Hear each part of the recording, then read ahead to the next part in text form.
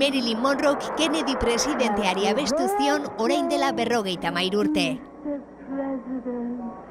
Hortik aurrera munduan bertsiorik ezagunena da. Baina Happy Birthday, ingelesez gain, Happy birthday to you. alemanez abesten da.